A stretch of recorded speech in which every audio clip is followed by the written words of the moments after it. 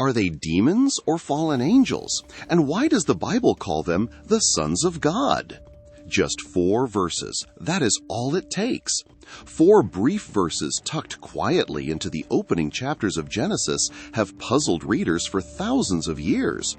They have inspired debates among rabbis, theologians, historians, and ordinary Bible readers alike. Entire books have been written attempting to explain them.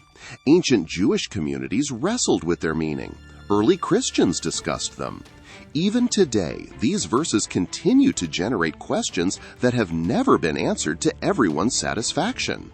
Who were the mysterious sons of God? Who were the Nephilim? Why does the story appear so suddenly before the account of Noah's flood? And why does one of the Bible's shortest passages become one of its greatest mysteries? The mystery begins in Genesis chapter 6. The passage is surprisingly brief. It tells us that humanity multiplied across the earth and daughters were born to them. Then, without any introduction, Scripture says that the sons of God saw that the daughters of men were beautiful, took wives for themselves, and had children. Those children became known as the Nephilim, described as mighty men of old, men of renown.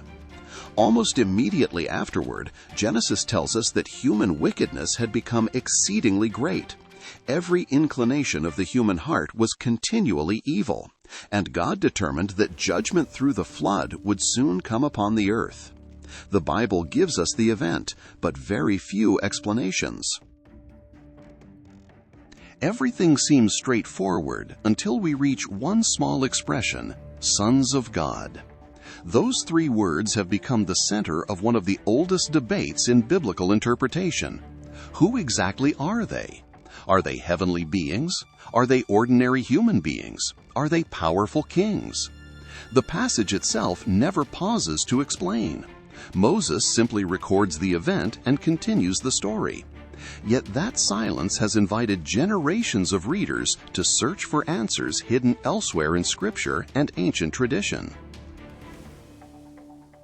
One of the remarkable things about this passage is that people have disagreed about it for well over 2,000 years. This is not a modern internet controversy. Long before podcasts, documentaries, and social media debates, Jewish interpreters were already asking who these mysterious figures were.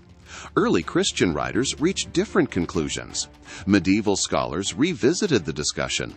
Modern biblical scholarship continues examining the Hebrew language, the cultural background of the ancient Near East, and newly discovered manuscripts in an effort to understand what Genesis intended its first readers to hear. The mystery has endured because the text itself leaves room for serious investigation. Whatever the identity of the sons of God, Genesis makes one truth unmistakably clear. Something had gone terribly wrong. Human violence spread rapidly across the earth. Corruption reached extraordinary levels. Relationships that should have reflected God's design instead became part of a world descending into chaos. By the time Noah appears, Scripture describes a society so consumed by wickedness that every inclination of humanity's heart was continually evil. The identity of the sons of God is debated, but the outcome of their actions is not. Genesis presents a world rushing toward judgment.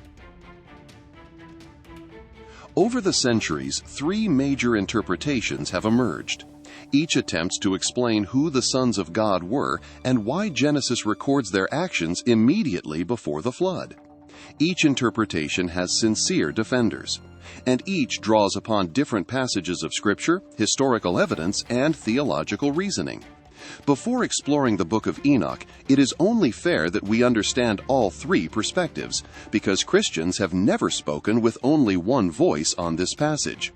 If you're enjoying this video, please consider giving it a thumbs up for YouTube algorithm, subscribe if you're new, and share the word. The oldest known interpretation identifies the sons of God as heavenly beings, angels who cross the boundary between heaven and earth.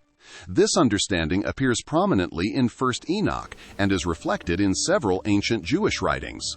According to this view, these heavenly beings abandoned their proper place, took human wives, and fathered the Nephilim, whose presence accelerated the corruption of the world before the flood. This interpretation became highly influential during the Second Temple period and provides the background for much of the Book of Enoch's dramatic narrative. But it is not the only explanation Christians have embraced. A second interpretation became especially influential among many later Christian theologians. It understands the sons of God as the godly descendants of Seth, Adam's righteous son, while the daughters of men represent the descendants of Cain, or humanity living apart from God. According to this view, Genesis is describing the tragic breakdown between a faithful covenant community and an increasingly corrupt society.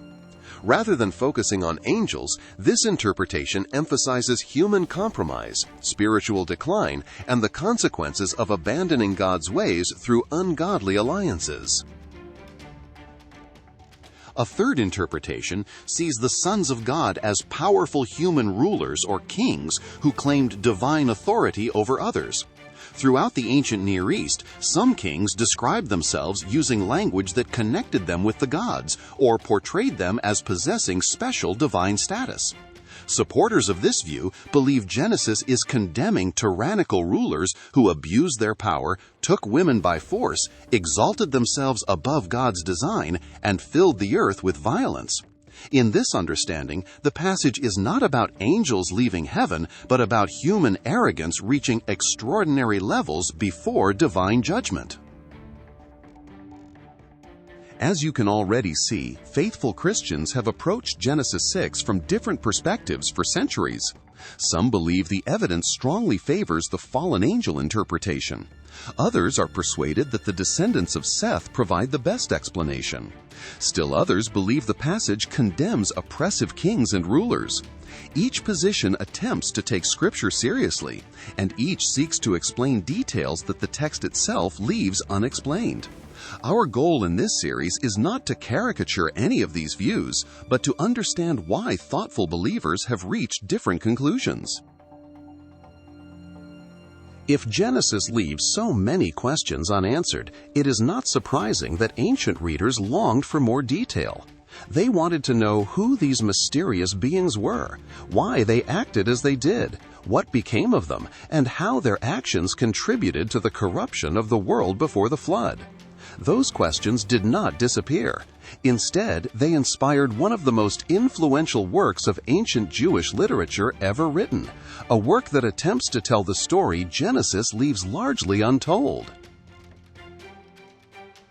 If you're enjoying this journey through biblical history and the ancient writings surrounding Scripture, subscribe to the channel, like this video, and share it with someone who loves exploring the Bible's greatest mysteries.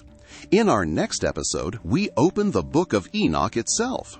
There we will meet the mysterious Watchers, discover why they are said to have descended upon Mount Hermon, learn about their leader called Shemaiah, encounter the mysterious figure known as Azazel, and investigate the extraordinary story that has shaped discussions of Genesis chapter 6 for more than 2,000 years.